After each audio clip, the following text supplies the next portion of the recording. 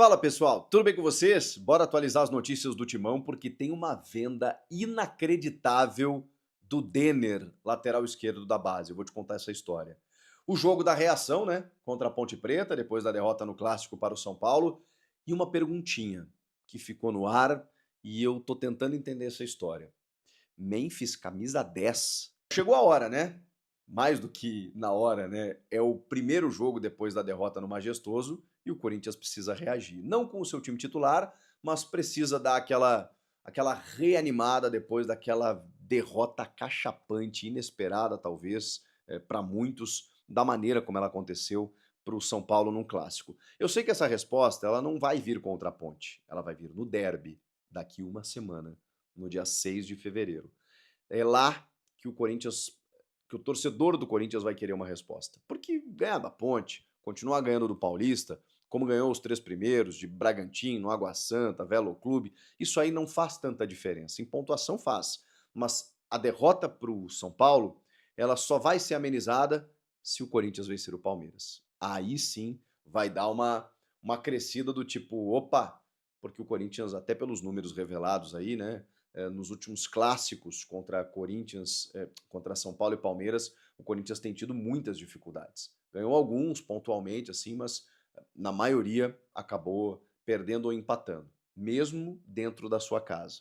Então, assim, o Corinthians precisa entender como jogar um clássico. Para mim, essa é a maior lição. Os erros defensivos, isso, ok, são mais palpáveis. Você analisa e você percebe, Mateuzinho abandonou ali o Lucas, não teve cobertura, pulou sozinho, cadê a marcação, né, ou individual ou por zona, como é que a gente vai fazer para impedir um elemento surpresa como o Lucas de cabecear dentro da tua área sozinho. Então, assim, esses problemas defensivos que a gente detecta facilmente, eles são solucionáveis.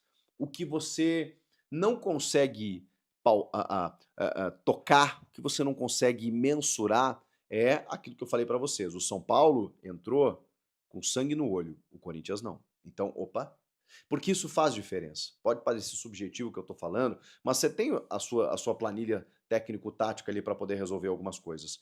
A outra, que você não resolve na ponta do lápis, que você resolve aqui, ó, é a maneira como você encara um jogo como esse. E me surpreende, porque você ter jogadores do nível de André Ramalho, do Hugo Souza, do Memphis Depay, do Yuri Alberto, do Carrilho, são caras que, assim, deveriam entender um clássico do tamanho que ele é.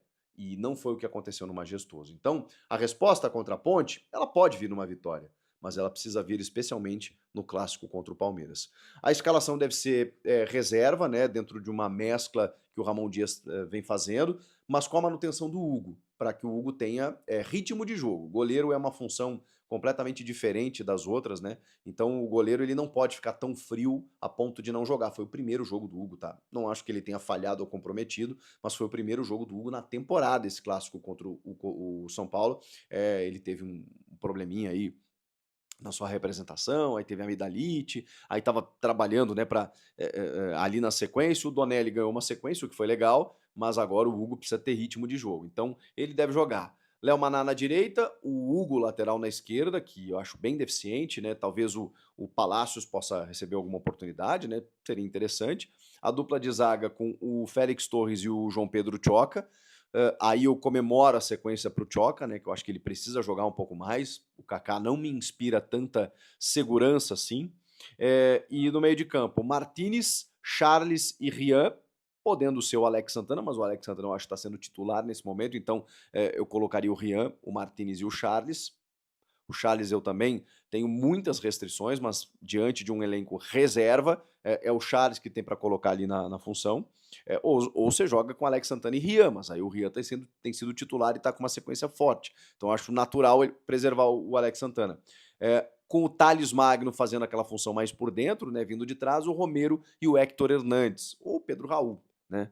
Então, esse é o time reserva alternativo, que é um time suficientemente bom para bater a Ponte Preta, mesmo jogando fora de casa, mesmo no Moisés Lucarelli.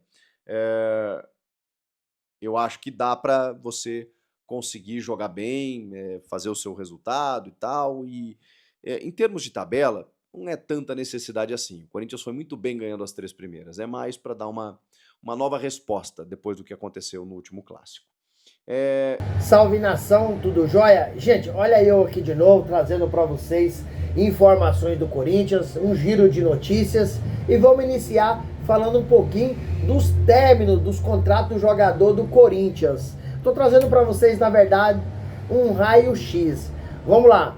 O Corinthians tem alguns contratos que terminam no final desta temporada. Aliás, são 33 jogadores que iniciaram a temporada com a camisa do Corinthians e 58% possui vínculo com duração de pelo menos 2 anos. São 14 jogadores que têm contrato até o final de 2026. Apenas Thales Magno e Giovani estão com as suas situações indefinidas. Os contratos mais curtos que o Corinthians tem hoje, quais são os jogadores? Thales Magno, que termina junho desse ano de 2025, e Giovani, que termina julho de 2025. Depois vem os contratos que terminam no final deste ano de 2025. Quais jogadores que terminam em dezembro? Matheus Bidu, Gustavo Henrique, Mike, Maicon, Romero. Todos esses jogadores terminam no final desse ano, dezembro de 2025. Depois vem mais dois contratos. Curtos. Igor Coronado, que termina em fevereiro de 2026, e Memphis Depay, que termina em junho de 2026. Então o Corinthians tem uma sequência de contrato que desse ano para o ano que vem eles encerram. Então o Corinthians tem que ficar muito atento. Agora, contrato que termina em final de 2026. Cadu, Hugo, André Ramalho, João Pedro Choca, Carrídio e Hector Hernandes. Agora eu faço uma pergunta para vocês, torcedor corintiano. Com qual desses jogadores, ou quais, que vocês renovariam o contrato? Eu tenho alguns da minha preferência que eu não deixaria nem chegar ao final do contrato. Porque Thales Magno eu acho que é um excelente jogador, renovaria. Memphis Depay, sem comentário, renovaria, que é um jogador espetacular. Também não ia deixar esse jogador sair. E pra mim são dois jogadores importantíssimos do Corinthians. Maicon já deu, Gustavo Henrique, pelo amor de Deus, Bidu, pelo amor de Deus, Igor Coronado até hoje não demonstrou quase nada, entendeu? Então, na maioria eu não renovaria, e a maioria eu renovaria. Também renovaria com o André Ramalho. Eu acho um bom jogador. O que falta é outro atleta para jogar do lado dele. Porque jogar ao lado de Kaká, Félix Torres, Gustavo Henrique, ninguém merece. Até o craque fica ruim. Então, acho que eu renovaria com Thales Magno, André Ramalho, Memphis Depay, jogadores que eu acho que são importantes para o Corinthians nessa sequência nos próximos anos. Gente, mudando um pouquinho de assunto, vamos falar um pouquinho que continua repercutindo muito na mídia, é a derrota do Timão do Majestoso, né? Domingo. Continua trazendo muitos problemas. Quais são os problemas? Essa derrota mostrou que o Corinthians tem que ir ao mercado. Mostrou que o time tem fragilidade em vários setores do campo. E o técnico Ramon Dias já tinha detectado essa fragilidade. Até porque ele chegou fazer uma lista de jogador que ele queria que fosse contratado. O Corinthians não deu os atletas. O Corinthians não contratou ninguém na temporada 2025. Mas Ramon Dias pediu um zagueiro, um lateral esquerdo, um meio-campista e 2 atacantes. E o Corinthians viu a necessidade de ter repertório de jogador para mexer. Porque contra o São Paulo, o Thales Magno é mais técnico do que veloz. Entendeu? Então o Corinthians precisa de um jogador velocista para jogar na frente, para quebrar as linhas. Isso aconteceu e nós tivemos muita dificuldade. Aliás, a gente está tendo muita dificuldade em todos os clássicos. Hoje o Corinthians vai enfrentar a Ponte Preta fora de casa, precisa recuperar, né? Mas acho que o jogo mais importante será dia 6 de fevereiro contra o Palmeiras. Aí o Corinthians precisa ganhar esse jogo para a torcida para aliviar um pouco a pressão da torcida. Mas caso perda esse jogo pro Palmeiras, a coisa vai ficar pior, a coisa vai ficar feia. Então o Timão precisa de recuperar o quanto antes possível diante desse clássico contra o Palmeiras, porque é um jogo muito difícil, mas o Corinthians tem chance de ganhar. Basta jogar como jogou no Brasileirão na reta final de 2024, que vence o Palmeiras com tranquilidade, assim como venceu o Palmeiras, que pegou aquela sequência lá que o Corinthians embalou. E hoje o Corinthians encara a Fonte Preta às 19h45 e o provável time do Timão hoje, provável time, gente, do Corinthians hoje, que o técnico Ramon Dias vai escalar, será Hugo no gol, Léo Maná, Félix Torres, João Pedro Choca e Hugo. No meio campo, o Corinthians deve escalar Martínez, Charles, Rian e Thales Mag. Na frente, Romero e Pedro Raul. Porque o Corinthians vai mesclar, o Corinthians vem mesclando, o Corinthians vem fazendo um time alternativo. E tem dado certo, o Corinthians tem vencido. Encarou o São Paulo com um time com uma pedreira, com um time mais qualificado, e o Corinthians acabou perdendo. Mas nem tudo tá errado, mas também o Corinthians vencendo, nem tudo tá certo. Porque a nossa defesa é ruim, nossa lateral esquerda é péssima. Então o Corinthians precisa ir ao mercado e fazer algumas contratações. Ganhando ou perdendo, precisa de qualificar o elenco. Senão vai ser mais um ano que o Corinthians não vai ganhar nada, vai passar em branco novamente.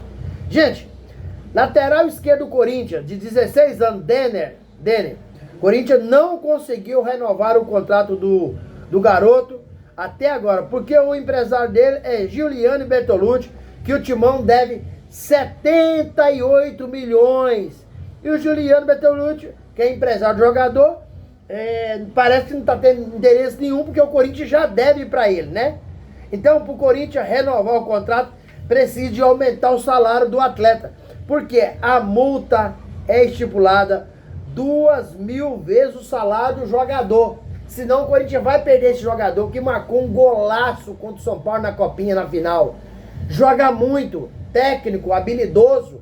É um jogador que o Corinthians precisaria de renovar seu contrato, dar um aumento salarial, porque é necessário.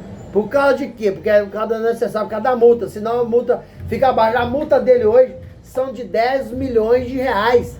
Então, se o Corinthians não conseguir renovar, qualquer time lá de fora pode vir Giuliano Bertolucci vender esse jogador, porque a multa dele no Corinthians é muito baixa.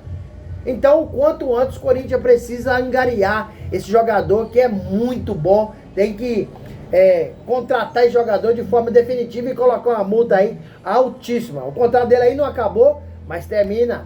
Já vai terminar. O Corinthians precisa garantir e não perder esse garoto, porque é uma joia, é um futuro promissor muito grande, é um talento, é um craque, que com certeza, se continuar no Corinthians, será num futuro muito próximo o lateral esquerdo titular do time principal do Timão. Gente, quero agradecer vocês pelo carinho, agradecer vocês pelo apoio, pedir, deixa um comentário aqui no vídeo, deixa a inscrição no vídeo e deixa aquele like para o YouTube entender que vocês estão gostando do conteúdo e começar a recomendar para toda a nação. Sem mais delongas, até o próximo vídeo. Tchau, tchau.